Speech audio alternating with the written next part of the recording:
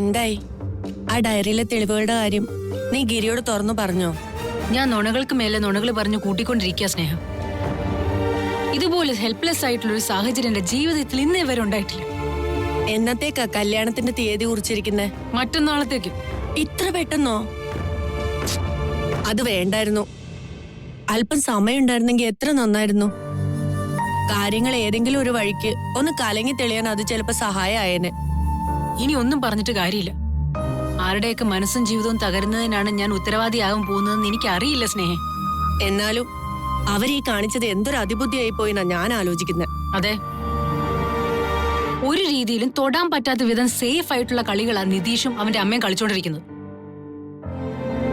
എത്ര മൂടി വെച്ചാലും സത്യം ഒരു നാൾ പുറത്തു വരും എന്നൊക്കെ പറഞ്ഞ് പഠിപ്പിച്ചിട്ട് എന്റെ അച്ഛൻ എന്നെ വളർത്തിയത്. പക്ഷേ ഇപ്പൊ സത്യത്തിന് മേലുള്ള വിശ്വാസമേ എനിക്ക് നഷ്ടപ്പെട്ടുകൊണ്ടിരിക്കുക. നീ ഇങ്ങനെ പ്രതീക്ഷ കൈവിടല്ലേ. ചില കാര്യങ്ങൾ അങ്ങനെ നടക്കൂന്ന് മനസ്സിലായി കഴിഞ്ഞാ പിന്നെ അത് അംഗീകരിക്കല്ലാതെ വേറെ വഴിയില്ലല്ലോ. ഇനിയിപ്പോ എന്നെങ്കിലും ഒരു നാൾ ഗിരിയോടെല്ലാം തുറന്നു പറയാന്ന് വിചാരിച്ചാൽ തന്നെ ആ പറയുന്ന കാര്യങ്ങൾ തെളിയിക്കാൻ നിന്റെ കൈവശം യാതൊന്നും ഇല്ലല്ലോ. ആ ഡയറി മോഷണം പോയില്ലേ? അത് മാത്രല്ല, അനുരാധമ്മയുടെ നന്മമരം ചമയല് ഒരിത്തിരി കൂടിയിട്ടുണ്ട്. ഗിരിയുടെ മനസ്സ് ചെറുതായിട്ടൊന്ന് ആടിപ്പോയിട്ടുണ്ടോന്ന് എനിക്ക് നല്ല സംശയമുണ്ട്. പക്ഷെ അങ്ങനെ എല്ലാം അങ്ങ് വിട്ടുകൊടുത്തിട്ട് കൈയും കെട്ടിയിരിക്കാൻ ഞാൻ അങ്ങനെ ഉദ്ദേശിച്ചിട്ടില്ല സ്നേഹ. നിതീഷിന്റെ അവന്റെ അമ്മയുടെ മുഖം മൂടി ഞാൻ എങ്ങനെയെങ്കിലും കീറി വലിച്ചെറിഞ്ഞിരിക്കും. നോക്കിക്കോ.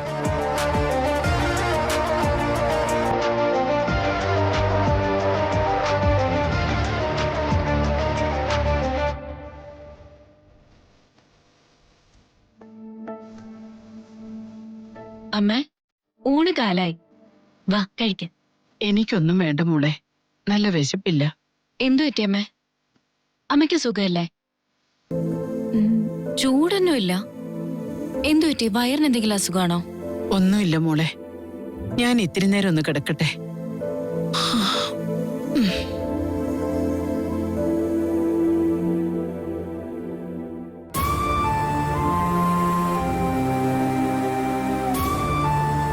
ഹലോ. ഹലോ പ്രതീക്ഷ. ഗിരിയേട്ടാ, അമ്മ ഒന്നും കഴിക്കുന്നില്ല. എന്തു പറ്റി? അമ്മയ്ക്ക് നല്ല സുഖമില്ലെന്നാ തോന്നുന്നേ. കിടക്കുവോ? ഞാൻ ഉടനെ വരാം. എന്നിട്ട് നമുക്ക് ആശുപത്രി കൊണ്ടുപോവാം. ശരി ഗിരിയേട്ടാ.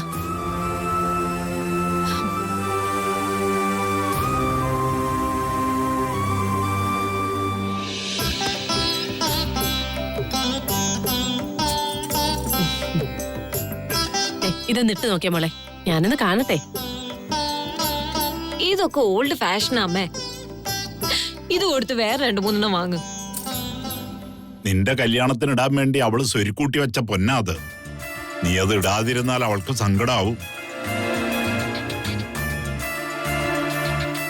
സുമിതയ്ക്ക് വേണ്ടിയും ഇവൾ ഇതുപോലെ സ്വർണം എടുത്തു വെച്ചിരുന്നു. സുമിയുടെ കല്യാണ സമയത്ത് അവളത് എടുത്തു തന്നപ്പോ സത്യത്തിൽ എന്റെ കണ്ണ് നിറഞ്ഞുപോയി. സ്വർണ്ണം ഇട്ടില്ലെങ്കിൽ ഇട്ടില്ലെന്നല്ലേ ഉള്ളു അച്ഛാ. ഈ ജാമ്പോന്റെ കാലത്തുള്ള ഇതൊക്കെ ഇട്ടോണ്ട് പോയി നാണം കട എനിക്ക് വയ്യ.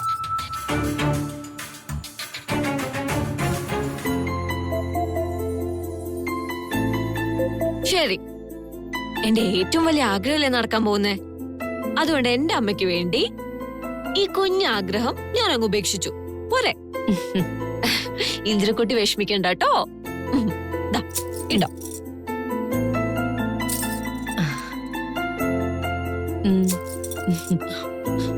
ഇതെല്ലാം അണിഞ്ഞുകൊണ്ട് തന്നെ ഞാൻ കല്യാണത്തിന് നോക്കോളാം. നന്ദു, നിനക്ക് ഞാൻ എന്റെ 1-2 മാലയും വളയും കൂടെ തരാം. അതിന് ഫാഷനാണോ ട്രെൻഡാണോ ഒന്നും ചോദിക്കരുത്, എനിക്കറിയില്ല. എനിക്കതൊന്നും വേണ്ട ചേച്ചി. വളരെ സിമ്പിളായി നടത്തുന്ന ഒരു കല്യാണല്ലേ ഇത്. അപ്പൊ പിന്നെ ആഭരണങ്ങളും സിമ്പിളായിട്ട് മതി. ഇപ്പോഴാണ് നീ എന്റെ മോളായത്, അല്ല സുമിതയുടെ അനിയത്തിയായത്. അച്ഛനും മക്കളും അല്ല ഇപ്പൊ ഒറ്റക്കെട്ടായി. ഞാൻ പുറത്തും. ഈ കല്യാണത്തിന് ഇച്ചിരി കൂടി സമയം കിട്ടിയിരുന്നെങ്കിലേ ഇവള് പറഞ്ഞതുപോലെ ഉരുപ്പടിയും ഡ്രസ്സും ഒക്കെ കുറച്ചുകൂടെ നന്നാക്കായിരുന്നു. ഇതിപ്പോ കല്യാണം പെട്ടെന്നായതുപോലൊരു തോന്നലും. അതല്ല കാര്യം, നാട്ടുകാരെ കൊണ്ട് അതും ഇതും ഒന്നും പറയിപ്പിക്കാതെ കല്യാണം വേഗം നടത്തുന്നത് തന്നെയാ നല്ലത്. താലികെട്ട് അമ്പലത്തിൽ വെച്ചായതുകൊണ്ട് വലിയ ഒരുക്കങ്ങളൊന്നും വേണ്ട, സമ്മതിച്ചു. എന്നാലും നമ്മുടെ ഭാഗത്തുനിന്ന് കൊടുക്കാനുള്ളത് നമുക്ക് കൊടുക്കണ്ടേ ചന്ദ്രേട്ട? നമ്മൾ കൊടുക്കുന്നത് കൊണ്ടുപോയിട്ട് വേണമല്ലോ ഒയ്യാരത്ത് കഞ്ഞി വെച്ച് കുടിക്കാൻ. എന്നല്ല, നാട്ടു നടപ്പിന്റെ കാര്യമാണ് ഞാൻ പറഞ്ഞത്.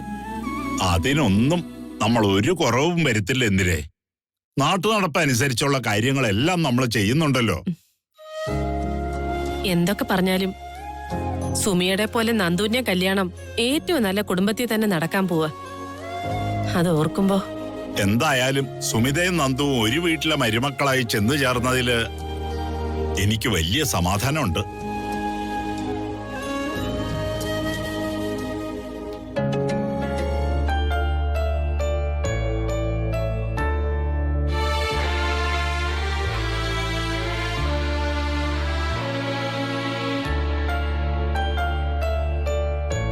മോളെ സുമി, എന്തു പറ്റി മോളെ? നീ ആകെ സങ്കടത്തിലാണല്ലോ. നീ വന്നു കയറിയ മുതല് നിന്നെ തന്നെ ശ്രദ്ധിക്കുകയായിരുന്നു ഞാൻ. മൊത്തത്തിലൊരു ഉത്സാഹക്കുറവ് പോലെ. ഏയ് ഒന്നുമില്ല അച്ഛ, അച്ഛന് വെറുതെ തോന്നിയതാവും. ഞാനതിന് നിന്നെ ഇന്നും ഇന്നലെ അല്ലല്ലോ കാണാൻ തുടങ്ങിയത്. നന്ദുവിന്റെ കല്യാണക്കാര്യത്തില് ഇവിടെ എല്ലാവരും വലിയ സന്തോഷത്തിലാണ്. പക്ഷേ നിനക്ക് പൂർണ്ണമായിട്ട് സന്തോഷിക്കാൻ പറ്റുന്നില്ലെന്ന് അച്ഛന് തോന്നുന്നു. തോന്നുന്നല്ല, മനസ്സിലായി. നിന്റെ മനസ്സിൽ എന്താണെന്ന് അച്ഛന് മനസ്സിലാകുന്നുണ്ട്. നിന്റെ ചിന്തകളെ അച്ഛൻ തെറ്റു പറയുന്നില്ല. നന്ദുവിനെ കല്യാണം കഴിച്ചുവിടുന്ന കുടുംബം നല്ലതാണ്. അവിടെ ഏതൊരു പെണ്ണും ആഗ്രഹിക്കുന്ന ജീവിതം തന്നെയാണ് നന്ദുവിനെ കാത്തിരിക്കുന്നത്. പക്ഷേ കല്യാണ ചെറുക്കൻ ഒരു വഴിപഴച്ചവനാണ്. ഇതല്ലേ നിന്റെ പ്രശ്നം? അച്ഛൻ അത്ര കൃത്യമായിട്ട് എന്റെ മനസ്സ് വായിച്ചത്. നന്ദനെ കല്യാണം കഴിച്ചു വിടുന്ന കുടുംബം നല്ലതല്ലായിരുന്നെങ്കിൽ പോലും ഞാൻ ഇത്ര വേവലാതിപ്പെടില്ലായിരുന്നു. താലി കെട്ടുന്ന പുരുഷൻ ആത്മാർത്ഥതയുള്ളവനാണെങ്കിൽ അത് മതി, അത് മാത്രം മതി അച്ഛ. ഒരു കാര്യം മനസ്സിലാക്കണം മോളെ, ഈ അവസ്ഥയില് നമ്മുടെ നന്ദുവിനെ മറ്റാര് കല്യാണം കഴിക്കാൻ തയ്യാറാവും? നന്ദിതയ്ക്ക് മറ്റൊരു നല്ല ബന്ധം ഇനി കിട്ടാൻ പോകുന്നില്ല. എത്ര കാലം കഴിഞ്ഞാലും നിധീഷിന്റെ കുഞ്ഞുമായിട്ട് അവൾക്ക് എങ്ങനെയാണ് മറ്റൊരാളോടൊപ്പം ജീവിക്കാൻ കഴിയുക? അച്ഛനില്ലാത്തൊരു കുഞ്ഞുമായി ആജീവനാന്തം ഒറ്റയ്ക്ക് ജീവിക്കുന്നതിനേക്കാളും എന്തുകൊണ്ടും നല്ലത് ഈ കല്യാണം തന്നെയല്ലേ മോളെ? വളരെ പെർഫെക്റ്റായ ബന്ധമൊന്നും അല്ല ഇതെന്ന് അച്ഛൻ അറിയാം. കുറ്റമറ്റതൊന്നും മനുഷ്യന് വിധിച്ചിട്ടില്ല മോളെ. ദൈവം നമുക്ക് വെച്ച് നീട്ടുന്നത് എന്താണോ അതിൽ നമ്മൾ സന്തോഷം കണ്ടെത്തുക. ഉള്ളത് കൊണ്ട് തൃപ്തിപ്പെട്ട് ജീവിക്കാൻ പഠിക്കുക. ജീവിതം അങ്ങനെയാണ് സുമി. അതുകൊണ്ട് നന്ദുവിന്റെ കാര്യത്തിൽ സന്തോഷിക്കുകയേ നമുക്ക് മാർഗമുള്ളൂ. നിധീഷ് എത്ര മോശക്കാരനാണെങ്കിലും അവനെ നന്നാക്കി തന്റെ ജീവിതം കരിപ്പിടിപ്പിക്കേണ്ടത് ഇപ്പൊ നന്ദുവിന്റെ ഉത്തരവാദിത്വമാണ്. അതവള് ചെയ്യുമെന്ന് തന്നെയാണ് എന്റെ പ്രതീക്ഷ.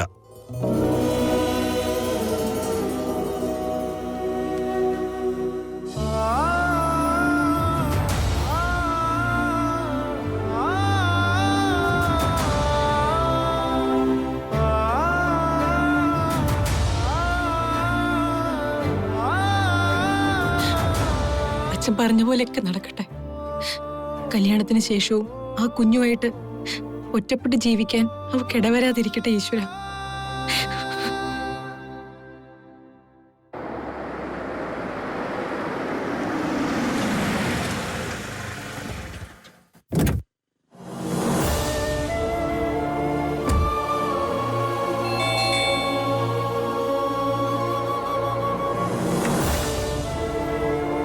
അമ്മ എവിടെ മോളെ? മുറിയിലുണ്ട്. ഇതുവരെ ഒന്നും കഴിച്ചിട്ടില്ല.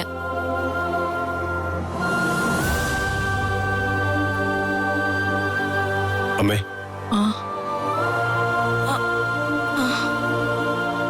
എന്തു പറ്റി അമ്മേ? സുഖമില്ലേ? വയ്യെങ്കിൽ അമ്മ എഴുന്നേക്കണ്ട, കിടന്നോ. വാ, നമുക്ക് ആശുപത്രി പോവാം. എന്റെ വേദന ശരീരത്തിനല്ല മോനെ, മനസ്സിനാ. എന്താ അമ്മേ പ്രശ്നം? എന്തുണ്ടെങ്കിലും അമ്മയ്ക്ക് എന്നോട് പറയാലോ. ജീവിതത്തിൽ ഒരു പ്രതീക്ഷകളും ഇല്ലാതെയാ മോനെ ഞാൻ ഇത്രയും കാലം ജീവിച്ചത്. നിന്നെ ജീവിതത്തിൽ ഒരിക്കലും തിരിച്ചു കിട്ടില്ലെന്ന് വിചാരിച്ചു തന്നെയാണ് ഞാൻ ഇത്രയും കാലം ജീവിച്ചത്. ഇതുവരെയുള്ള ജീവിതത്തിൽ എന്തെല്ലാം തിരിച്ചടികൾ ഞാൻ നേരിട്ടു. അതിനെയെല്ലാം അതിജീവിക്കാൻ ദൈവം എന്നെ സഹായിച്ചു. എന്നെ ഇവളെ ഇല്ലാതാക്കാൻ പോലും അവര് ശ്രമിച്ചു. അപ്പോഴൊക്കെ ഞാൻ പിടിച്ചു നിന്നു. അപ്പോഴും നിന്നെ എനിക്ക് തിരിച്ചു കിട്ടുമെന്ന് ഞാൻ ഒരിക്കലും പ്രതീക്ഷിച്ചില്ല. അതിനോട് പൊരുത്തപ്പെട്ട് ജീവിക്കാൻ ഞാൻ പഠിച്ചിരുന്നു. പെട്ടെന്നാണ് എല്ലാം മാറി മറിഞ്ഞത്. നീ വന്നു എന്നെ ഇവളെയും ഇവിടെ കൊണ്ടുവന്ന് താമസിപ്പിച്ചു. അതോടെ നിന്നെ വീണ്ടും തിരിച്ചു കിട്ടുമെന്നൊരു പ്രതീക്ഷ എനിക്കുണ്ടായി. ഇപ്പോ ആ പ്രതീക്ഷകളെ മുഴുവൻ തല്ലിക്കെടുത്തി നീ പോകുമ്പോ ഒന്നും വേണ്ടായിരുന്നു എന്ന് തോന്നുക മോനെ. നീ എന്റെ ജീവിതത്തിലേക്ക് വരണ്ടായിരുന്നു. അമ്മ എന്തൊക്കെയായി പറയുന്നേ? കാര്യങ്ങൾ ഇത്രത്തോളം ആയില്ലേ? ഇനി കുറച്ചു നാളുകൂടി മാത്രം കാത്തിരുന്നാ പോരെ അമ്മേ? അമ്മയ്ക്ക് എന്റെ കൂടെ ജീവിച്ചുകൂടെ? അച്ഛനെ ഇല്ലാതാക്കിയവർ ആരൊക്കെയാണെന്ന് നമ്മൾ മനസ്സിലാക്കി കഴിഞ്ഞു. ഇനി തെളിവുകളും സാക്ഷികളെയും കിട്ടിയാൽ അവരെയൊക്കെ നമ്മൾ ആട്ടി പുറത്താക്കില്ലേ? പിന്നെ അച്ഛമ്മയും അമ്മയും ഞാനും സുമിതയും പ്രതീക്ഷയും നമ്മളെല്ലാവരും ചേർന്ന് സുഖമായിട്ട് ജീവിക്കില്ലേ അമ്മേ? ഈ അവസാന നിമിഷം അമ്മ എന്തിനാ ഇങ്ങനെ പ്രതീക്ഷ കൈവിടുന്നത്? എനിക്ക് മനസ്സിലാകുന്നില്ല അമ്മേ. മോനെ ഗിരി, നീ ആലോചിക്കാതെയാണ് സംസാരിക്കുന്നത്. നീ ഒന്ന് ആലോചിച്ചു നോക്കേ. അനുരാധയുടെ മകൻ സുമതിയുടെ അനുജത്തെ കല്യാണം കഴിച്ച പിന്നെ ആ വീട്ടിലെ അവസ്ഥ എന്തായിരിക്കും? നീ ഇതുവരെ കണ്ട ഒരു വീടായിരിക്കില്ല പിന്നീടത്. അതിന്റെ അന്തരീക്ഷം ഒക്കെ മാറും. നന്ദിത ആ വീട്ടിലെ മരുമകളായി വന്നു കയറിയ പിന്നെ നിനക്ക് അനുരാധയ്ക്കെതിരെ ഒരു ചെറുവിരൽ അനക്കാൻ പറ്റുമോ? നീ അങ്ങനെ ചെയ്താൽ അതിന്റെ ഭവിഷ്യത്തുകൾ എവിടെ ചെന്ന് അവസാനിക്കുമെന്നറിയോ? അതൊക്കെ ബാധിക്കാൻ പോകുന്നത് നിന്റെ ഭാര്യ സുമിതയുടെയും അവളുടെ അനിയത്തി നന്ദിതയുടെയും കുടുംബത്തെ ആയിരിക്കും. ഇത് അനുരാധയുടെ കളിയാണ്. നീയും സുമിതയും കൂടി അവളെ അവിടുന്ന് അടിച്ചു പുറത്താക്കാൻ പോവാണെന്ന് അവൾക്ക് മനസ്സിലായി കാണും. അതിന് തടയിടാൻ വേണ്ടിയാണ് അവൾ ഇങ്ങനൊരു കളി കളിക്കുന്നത്. അതാണ് അവളുടെ ബുദ്ധി. അനുരാധ നന്ദിതയെ മരുമകളായിട്ട് ആ വീട്ടിലേക്ക് കൊണ്ടുവരുന്നത് അവളെ നിനക്കെതിരെയുള്ള ഒരു ആയുധമായിട്ട് ഉപയോഗിക്കാനാണ്. അനുരാധയുടെ സ്വഭാവം ഇനിയും നീ നന്നായിട്ട് മനസ്സിലാക്കിയിട്ടില്ല മോനെ. അവൾക്കെതിരെ നിനക്കിനി ഒന്നും ചെയ്യാൻ സാധിക്കില്ല. ശിഖണ്ഡിയെ മുൻനിർത്തി ഭീഷ്മർ യുദ്ധം ജയിച്ചില്ലേ? അതുപോലെ നന്ദിതയെ മുൻനിർത്തി നിനക്കെതിരെയുള്ള യുദ്ധം ജയിക്കാനുള്ള ശ്രമമാണ് അനുരാധ നടത്തുന്നത്. അനുരാധയ്ക്കെതിരെ നീ ഏത് അമ്പ ചെയ്താലും അത് ചെന്ന് കൊള്ളാൻ പോകുന്നത് നന്ദിതയ്ക്കായിരിക്കും. അതിന്റെ വേദന അനുഭവിക്കാൻ പോകുന്നത് സുമിതയും അവളുടെ കുടുംബക്കാരുമായിരിക്കും. എല്ലാ തരത്തിലും അനുരാധ നിന്നെ പൂട്ടിക്കളഞ്ഞു മോനെ. ഇതൊന്നും നീയോ സുമിതയോ അറിഞ്ഞുകൊണ്ട് ചെയ്തതല്ലെന്ന് എനിക്കറിയാം. നിങ്ങളൊന്നും മനഃപൂർവ്വം ചെയ്തതല്ലെന്നും അറിയാം. എല്ലാം സാഹചര്യങ്ങളാണ് മോനെ. നന്ദിത കല്യാണം കഴിഞ്ഞ് വരുന്നതോടെ ആ വീടിന്റെ വാതിൽ കൊട്ടിയടയ്ക്കപ്പെടുന്നത് എനിക്ക് മുന്നിലായിരിക്കും.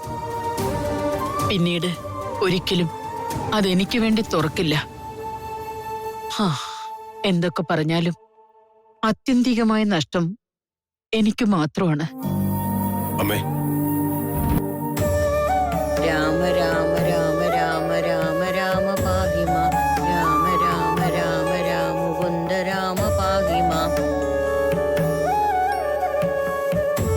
വീട്ടിൽ പോയിട്ട് എന്തൊക്കെയുണ്ട് മോളെ അവിടുത്തെ വിശേഷങ്ങള്? അവിടെ എല്ലാവരും കല്യാണം നിശ്ചയിച്ചതിന്റെ പേരില് വലിയ സന്തോഷത്തിലാ അച്ഛമ്മ. എന്തായാലും നന്ദിത ഭാഗ്യം ചെയ്ത കുട്ടിയാ. ചേച്ചിക്കും അനിയത്തിക്കും ഒരേ വീട്ടിൽ തന്നെ മരുമക്കളായിട്ട് വരാൻ യോഗം കിട്ടിയല്ലോ. അത് വലിയ കാര്യല്ലേ? എല്ലാം ഇങ്ങനെയൊക്കെ കലങ്ങി തെളിഞ്ഞ് നല്ല വഴിക്കായി തീരുമെന്ന് നമ്മൾ ആരും കരുതിയില്ലല്ലോ അച്ഛമ്മേ. എല്ലാ അയ്യപ്പസ്വാമിയുടെ അനുഗ്രഹം. എന്റെ പേരക്കുട്ടികളുടെ എല്ലാം കല്യാണം കണ്ടിട്ട് മരിക്കാൻ എനിക്ക് യോഗം ഉണ്ടായി. ഇനി എനിക്ക് ജീവിതത്തിൽ ഒരേ ഒരു ആഗ്രഹമേ ബാക്കിയുള്ളൂ. നിങ്ങളുടെ കല്യാണം കഴിഞ്ഞിട്ട് ഇത്രയും കാലം ആയില്ലേ, നിങ്ങൾക്കൊരു കുഞ്ഞുണ്ടായി കാണാൻ എനിക്കൊരു മോഹം. എന്റെ തക്കുടുവിന്റെ കുഞ്ഞ് ഇതാ ഈ മുറ്റത്തു കൂടെ ഓടി നടക്കുന്നത് കണ്ടിട്ട് വേണം എനിക്ക് മരിക്കാൻ. ഗുരുവായൂരപ്പാ, അതിനുള്ള യോഗം കൂടി തരണേ എന്നൊരു പ്രാർത്ഥന മാത്രം. അച്ഛമ്മയുടെ പ്രാർത്ഥന ഭഗവാൻ കേൾക്കാതിരിക്കില്ല.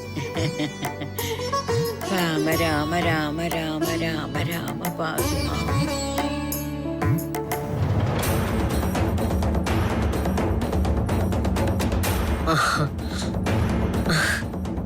ഗിരി മുകളിലുണ്ട്.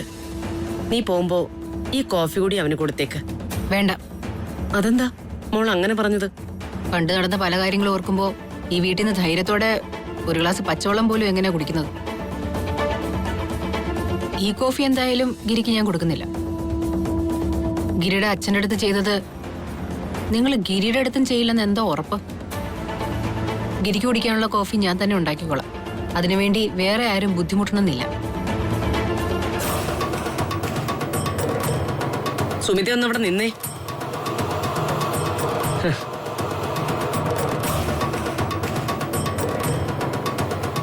അങ്ങനെയൊക്കെ പറഞ്ഞിട്ട് വലിയ സ്മാർട്ടായിട്ടങ്ങ് പോവാൻ വരട്ടെ. പണ്ട് ഇവിടെ നടന്ന എല്ലാ കാര്യങ്ങളും നിനക്ക് അറിയാമെന്ന് എനിക്കറിയാം. അതുകൊണ്ട് ഇനി നമുക്കെല്ലാം തുറന്ന് സംസാരിക്കാം. പഴയ കാര്യങ്ങൾ പറഞ്ഞ് ശത്രുത കാണിക്കാനോ പ്രതികാരം ചെയ്യാനോ പറ്റിയ ഒരു അന്തരീക്ഷത്തിലല്ല നമ്മൾ രണ്ടുപേരും. അത് സുമിക്കും അറിയാലോ. എന്നെ ഒറ്റപ്പെടുത്താൻ ശ്രമിച്ചാൽ അതിന്റെ നഷ്ടം നമുക്ക് രണ്ടുപേർക്കുമായിരിക്കും. ബുദ്ധിപൂർവം ചിന്തിക്കു സുമിത.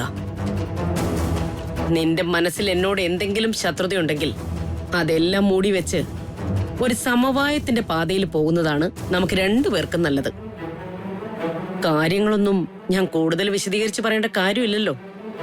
എല്ലാം നിനക്കറിയാവുന്ന തന്നെയല്ലേ. എന്റെ മോൻ പെണ്ണ് കെട്ടിക്കൊണ്ടുവന്ന് ഈ വീട്ടിൽ അരിയിട്ട് വാഴിക്കാൻ പോകുന്നത് നിന്റെ അനിയത്തിയെ തന്നെയാ. ആ കാര്യം ഇടയ്ക്കെങ്കിലും ഒന്ന് ഓർത്താൽ നല്ലത്. അതുകൊണ്ട് തന്നെ നീ എന്നെ ശത്രുസ്ഥാനത്ത് കാണാതിരുന്നാൽ അത് തന്നെയായിരിക്കും നിനക്കും വന്നു കയറാൻ പോകുന്ന മരുമോൾക്കും നല്ലത്. പിന്നെ ഇപ്പോ നീ കോഫിയുടെ കാര്യത്തില് ഒരു പഴയ കഥ പറഞ്ഞല്ലോ. അത് ഇത്തവണത്തേക്ക് ഞാൻ അങ്ങ് മറന്നു. ഇനി മേലിൽ അങ്ങനെ എന്തെങ്കിലും നാവിൽ നിന്ന് വീണ ഞാൻ ഇങ്ങനെ ആയിരിക്കില്ല പ്രതികരിക്കുക. മനസ്സിലായല്ലോ? സത്യങ്ങളൊക്കെ അങ്ങനെ എല്ലാ കാലം മൂടി വെക്കാനൊന്നും പറ്റില്ല. എന്നെങ്കിലും ഒരിക്കൽ അത് മറ നീക്കി പുറത്തു വരിക തന്നെ ചെയ്യും. ഞാൻ പറഞ്ഞില്ലേ, ഈ ശത്രുത നമുക്ക് രണ്ടുപേർക്കും ദോഷം ചെയ്യും. ഇനി അങ്ങോട്ട് നീ എന്നെ ശത്രുസ്ഥാനത്ത് കാണാതിരുന്നാൽ അതായിരിക്കും ഏറ്റവും നല്ലത്. തിരിച്ച് ഞാനും നിന്നെ ശത്രുസ്ഥാനത്ത് കാണാതിരിക്കാം. എന്തു പറയുന്നു? കഴിഞ്ഞതൊക്കെ പോട്ടെ, അതൊക്കെ നമുക്കങ്ങ് മറക്കാം. കാലം മറന്നുപോയ കാര്യങ്ങളല്ലേ. ഭാവിയെക്കുറിച്ച് നമ്മൾ ചിന്തിക്കുന്നതല്ലേ നല്ലത്. അതല്ലേ സുമിതേ ബുദ്ധി. ഞാൻ പറഞ്ഞതിന് നീ മറുപടിയൊന്നും പറഞ്ഞില്ലെങ്കിലും നിന്റെ മൗനം ഞാൻ സമ്മതമായിട്ട് എടുക്കുക. അപ്പൊ എല്ലാം പറഞ്ഞതുപോലെ.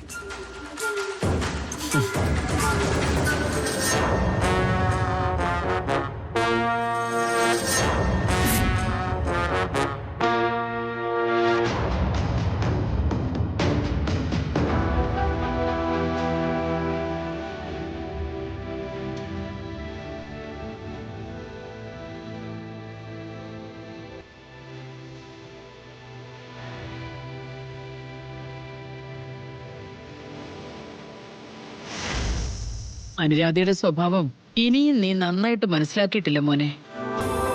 അവൾക്കെതിരെ നിനക്കിനി ഒന്നും ചെയ്യാൻ സാധിക്കില്ല. ശിഖണ്ഡിയെ മുൻനിർത്തി ഭീഷ്മർ യുദ്ധം ജയിച്ചില്ലേ, അതുപോലെ നന്ദിതയെ മുൻനിർത്തി നിനക്കെതിരെയുള്ള യുദ്ധം ജയിക്കാനുള്ള ശ്രമമാണ് അനുരാധ നടത്തുന്നത്.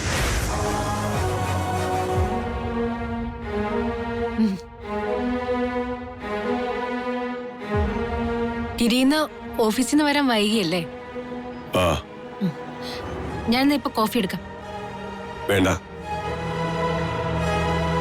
എന്താ ഗിരി, സാധാരണ വീട്ടിൽ വന്ന് കയറിയ ഒരു കോഫി പതിവുള്ളാണല്ലോ. ഓ, വേണമെന്ന് തോന്നുന്നില്ല. ഗിരി, എന്താ പ്രശ്നം? എന്താ ഈ ആലോചിച്ചു കൂട്ടുന്നേ? ഏത് വിഷയത്തിലാണെങ്കിലും നമ്മൾ എടുത്ത ഒരു തീരുമാനം തെറ്റാണെന്ന് തിരിച്ചറിഞ്ഞാൽ എന്താ വേണ്ടത്? അത് തിരുത്താനായിട്ട് ഒരു അവസരം ഉണ്ടെങ്കിൽ തിരുത്തണം, അല്ലാതെന്താ? ഉണ്ട്. അവസാന നിമിഷം വരെ തിരുത്താൻ അവസരമുണ്ട്. അപ്പോ അത് തിരുത്തുക തന്നെയല്ലേ നല്ലത്? ആ അതെ. പക്ഷെ എന്ത് തീരുമാനത്തിന്റെ കാര്യ? ഈ കല്യാണം നടക്കില്ല. ഈ കല്യാണം നടക്കാൻ പാടില്ല. സുമി, എന്നോട് കൂടുതലൊന്നും ഇപ്പൊ ചോദിക്കരുത്. ഈ തീരുമാനത്തിന് യാതൊരു മാറ്റവും ഇല്ല.